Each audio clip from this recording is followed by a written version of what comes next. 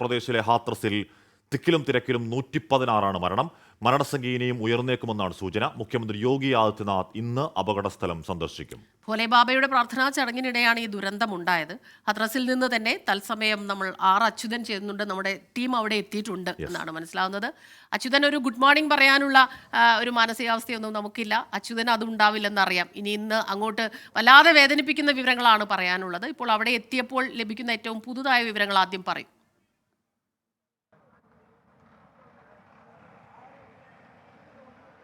ഹാഷ്മി, സ്മിത, ഈ സംഭവം നടന്ന ഈ സ്ഥലം ഹത്രാസിലെ ഈ സ്ഥലത്ത് നിൽക്കുമ്പോൾ അതായത് അപകടത്തിൻ്റെ ആഴം അത് എത്രത്തോളമാണെന്ന് നമുക്ക് മനസ്സിലാക്കാൻ കഴിയും. കാരണം ഇന്നലെ രാത്രിയോടെയാണ് നമ്മളിവിടെ എത്തുന്നത്. അപ്പോഴും നമുക്ക് ഈ തീവ്രത, കാരണം രാത്രി പൊതുവെ വെളിച്ചമില്ലാത്തൊരു പ്രദേശമായതുകൊണ്ട് തന്നെ ആ തീവ്രത നമുക്ക് പൂർണ്ണമായി മനസ്സിലാക്കുവാൻ കഴിഞ്ഞില്ല. പക്ഷേ രാവിലെ നമ്മൾ ഇവിടേക്ക് എത്തുമ്പോൾ തന്നെ നമുക്കത് മനസ്സിലാക്കാൻ കഴിയും. ഇതാണ് ഈ ദൃശ്യങ്ങളിൽ ഇപ്പോൾ കാണുന്ന ഈ പ്രദേശമാണ് ഈ അപകടമുണ്ടായത്. ഏറ്റവും കൂടുതൽ ആളുകളുടെ മൃതദേഹങ്ങൾ കണ്ടെടുത്തതുമായ മേഖലയാണ് ഇപ്പോൾ നമ്മുടെ ദൃശ്യങ്ങളിൽ കാണുന്നത്. കാരണം ആ ദൃശ്യങ്ങളിലെ ഈ ഒരു ചതിപ്പ് നിറഞ്ഞ ഈ മണ്ണ്, അതൊരു ചവിട്ടി മെതിച്ച കണക്ക് ആളുകൾ, അതായത് ഒരാൾക്ക് മുകളിലേക്ക് മറ്റൊരാളെന്ന നിലയിലേക്ക് പതിക്കുകയായിരുന്നു. ഇവിടുന്ന് എൻ്റെ വലതുവശത്ത് കാണുന്ന ഈ വേദി, അവിടെയാണ് ഈ മതപ്രഭാഷണം ഭോലെ ബാബയുടെ നേതൃത്വത്തിൽ മതപ്രഭാഷണം നടന്ന വേദിയാണ് എൻ്റെ വലതുവശത്തായിട്ട് കാണുന്നത്. ഇവിടെയാണ് ഏതാണ്ട് 3 ലക്ഷത്തോളം, കണക്കുകളൊന്നും കൃത്യമല്ല, കാരണം ഇതുമായി ബന്ധപ്പെട്ട് കൃത്യമായ ആസൂത്രണമോ ഒന്നും ഉണ്ടായിരുന്നില്ല എന്നുള്ളതാണ് പോലീസിൽ നിന്നും നമുക്ക് ലഭിക്കുന്ന വിവരങ്ങൾ. ഒരുപാട് ആളുകൾ പങ്കെടുത്ത ഒരു വേദിയായിരുന്നു. ഏക്കർ കണക്കിനുള്ള ഒരു ഭൂമിയാണ്. ഇവിടെയാണ് ആ വേദി കെട്ടി പരിപാടി നടന്നത്. അതിനുശേഷം ഭോലെ ബാബ ഇവിടെ നിന്ന് മടങ്ങുന്ന ആ സമയത്താണ് ആളുകൾ അദ്ദേഹത്തിൻ്റെ വാഹനത്തിനരികിലേക്ക് ഓടിയെടുത്തത്. കാരണം അദ്ദേഹം സഞ്ചരിക്കുന്ന വഴിയിലെ മണ്ണ് ശേഖരിക്കാനായാണ് ഈ ഒരു ആൾക്കൂട്ടം വേഗത്തിൽ ആ വാഹനത്തിനരികിലേക്ക് പാഞ്ഞെടുത്തത്. അതാണ് ഈ അപകടത്തിലേക്ക് നയിച്ചത്. കാരണം ഈ റോഡിലേക്ക് പ്രവേശിക്കുന്ന സമയത്ത് വാഹനം സുഗമമായി കടന്നു പോകാൻ ഈ ആളുകളെ നിയന്ത്രിക്കുന്ന ഒരു സാഹചര്യമുണ്ടായി. അപ്പോൾ സ്വാഭാവികമായിട്ടും ഈ റോഡിൻ്റെ അപ്പുറത്ത് വശത്ത് നേരത്തെ നമ്മൾ ദൃശ്യങ്ങളിൽ കണ്ട ആ പാടം എന്ന് നമുക്ക് വിശേഷിപ്പിക്കാൻ കഴിയുന്ന ആ മേഖലയിലേക്ക് ആളുകൾ വഴുതി വീഴുന്ന ഒരു സാഹചര്യമുണ്ടായി. കാരണം മഴ തുടർന്നതിനാൽ തന്നെ ഈ പ്രദേശമാകെ ഈ വഴുതി വീഴാൻ പാകത്തിന് ഈ ചെളി നിറഞ്ഞിരുന്നു. അങ്ങനെ ആളുകൾ ഈ റോഡിൽ നിന്നും ഈ പാടത്തേക്ക് വഴുതി വീഴുന്ന ഒരു സാഹചര്യമാണ് ഉണ്ടായത്. നിരവധി ആളുകളാണ് ഈ ഭാഗത്തേക്ക് നിലതെറ്റി പതിച്ചത്. അതോടുകൂടിയാണ് ഈ അപകടത്തിൻ്റെ വ്യാപ്തി അത് വർദ്ധിക്കുന്നത്. ഏതാണ്ട് 80 ഹാഷ്മി, ഈ ഭോലെ ബാബയെ സംബന്ധിച്ച് നമുക്ക് ഈ ഭോലെ ബാബയെ സംബന്ധിച്ച് നമുക്ക് ലഭിക്കുന്ന വിവരങ്ങൾ, അദ്ദേഹം ഒരു IB ഉദ്യോഗസ്ഥനായിരുന്നു എന്നാണ് അദ്ദേഹം തന്നെ അവകാശപ്പെടുന്നത്. അതിനുശേഷം ആ ജോലി രാജിവെച്ചുകൊണ്ട് ഒരു ആൾദൈവം എന്ന നിലയിലേക്ക് മാറുകയാണ്. ഇദ്ദേഹം ശ്രദ്ധിക്കപ്പെടുന്നത് ഈ കോവിഡ് സമയത്ത് ഈ നിയന്ത്രണങ്ങളെല്ലാം രാജ്യത്ത് ഉണ്ടായിരുന്ന ആ ഘട്ടത്തിൽ ചില മതപ്രഭാഷണങ്ങൾ അദ്ദേഹം സംഘടിപ്പിച്ചത് വലിയ വിവാദങ്ങൾക്കിടയാക്കി. കാരണം അന്നും ഇതേ രീതിയിൽ വലിയൊരു ആൾക്കൂട്ടം ഉണ്ടാകുന്ന ഒരു സാഹചര്യം ഉണ്ടായി. പ്രത്യേകിച്ച് കോവിഡ് കാലത്താണ്. അന്ന് പലതരത്തിലുള്ള ആൾക്കൂട്ട നിയന്ത്രണം അടക്കം രാജ്യത്ത് പലയിടങ്ങളിലും പാടില്ല, അതിന് നിരോധനം ഉണ്ടായിരുന്ന സമയമാണ്. അന്നാണ് ഈ ഭോലെ ബാബ ഇത്തരത്തിൽ മതപ്രഭാഷണങ്ങൾ നടത്തുന്നത്. വലിയ രീതിയിലുള്ള ആൾക്കൂട്ടം അന്നും ഉണ്ടായിരുന്നു. അങ്ങനെയാണ് ഈ വ്യക്തി, ആൾദൈവം എന്ന് പറയുന്ന ഈ ഭോലെ ബാബ ശ്രദ്ധിക്കപ്പെടുന്നത്. അതിനുശേഷം അദ്ദേഹം UP യിൽ മാത്രമല്ല പലയിടങ്ങളിലും, ഈ ഛത്തീസ്ഗഡ്, പഞ്ചാബ്, ഹരിയാന എന്നീ സംസ്ഥാനങ്ങളിലും ഇത്തരത്തിൽ മതപ്രഭാഷണങ്ങൾ നടത്താറുണ്ട്. അതിൻ്റെ ഭാഗമായി കൂടിയാണ് ഇന്നലെ ഹത്രസിലും ഈ മതപ്രഭാഷണം നടത്തിയത്. രാവിലെ തന്നെ നിരവധി ആളുകൾ പലയിടങ്ങളിൽ നിന്നായി ഇവിടേക്ക് എത്തിച്ചേർന്നു.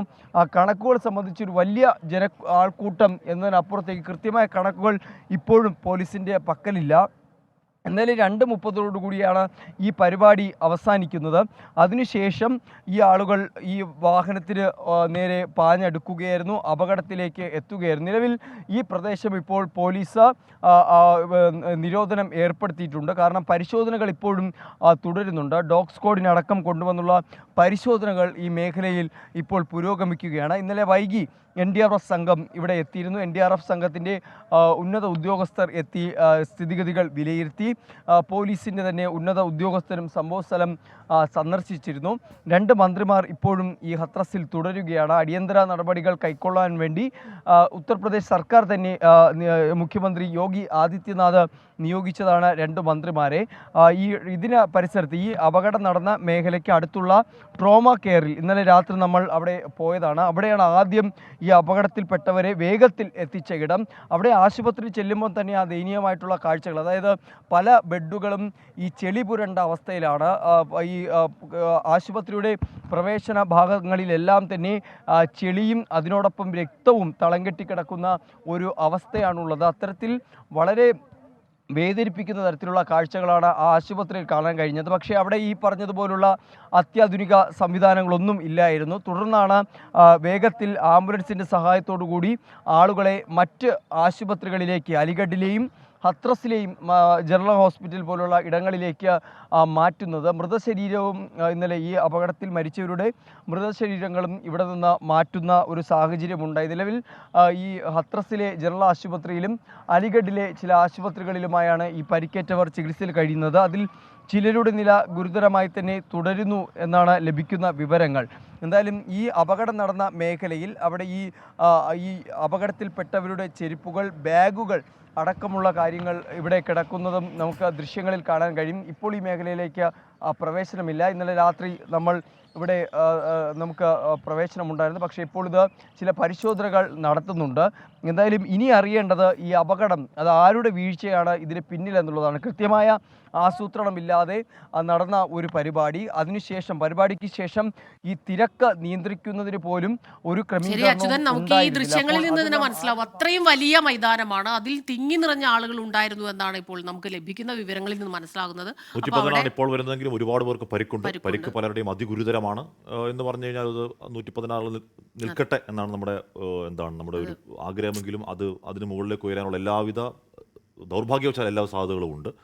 എന്തായാലും അങ്ങേയറ്റം സങ്കടകരമാണ് ഒരു കൊലനിലം അല്ലെ, കുറേയധികം മനുഷ്യരെ കൊന്ന ഒരു കൊലനിലം മാത്രമല്ല ഹാഷ്മി, ഇത്തരം പരിപാടികൾ നടക്കുമ്പോൾ അത് പാലിക്കേണ്ട സുരക്ഷാ നിയമങ്ങൾ ഇത്രയും ചെറിയ ഇടുങ്ങിയ ഒരു പ്രദേശത്ത് കൂടെ ഇത്രയും ലക്ഷങ്ങൾ വരുമ്പോൾ അവർ പുറത്തേക്ക് കടക്കാനുള്ള ഒരു വഴി എന്നൊക്കെ പറയുമ്പോൾ തീർച്ചയായിട്ടും അത്തരം സുരക്ഷാ മാനദണ്ഡങ്ങളൊക്കെ പാലിച്ചിരുന്നു എന്നുള്ള കാര്യത്തിലൊക്കെ ഒരു സംശയമുണ്ട്. ലക്ഷത്തോളം പേരുണ്ടായിരുന്നു അവിടെ എന്നാണ് പറയുന്നുണ്ട്.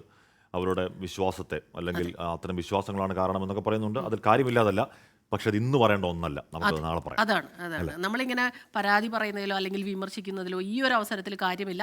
ഇനി ഇങ്ങനത്തെ സംഭവങ്ങൾ ഉണ്ടാകാതിരിക്കാൻ വേണ്ടി അങ്ങനെയുള്ള കാര്യങ്ങളിലേക്ക് കടക്കാം. പക്ഷെ ഇന്നിപ്പോൾ വല്ലാതെ വേദനിപ്പിക്കുന്ന ദൃശ്യങ്ങളാണ്. കാരണം ഒരു കുടുംബത്തിലെ മുഴുവൻ പേര് ഒരാൾ മാത്രമൊക്കെ അവശേഷിക്കുന്ന അവസ്ഥ എന്ന് പറഞ്ഞാൽ നമുക്ക് ഊഹിക്കാവുന്നതല്ലല്ലോ. ലോകത്തെവിടെയായാലും ഏത് സമയത്തും 24 വാർത്തകളും ഓഗ്മെന്റഡ് റിയാലിറ്റി പാക്കേജുകളും എക്സ്പ്ലെയിനറുകളും വിശദമായി കാണാൻ ഞങ്ങളുടെ യൂട്യൂബ് ചാനൽ നിങ്ങൾക്ക് സബ്സ്ക്രൈബ് ചെയ്യാം.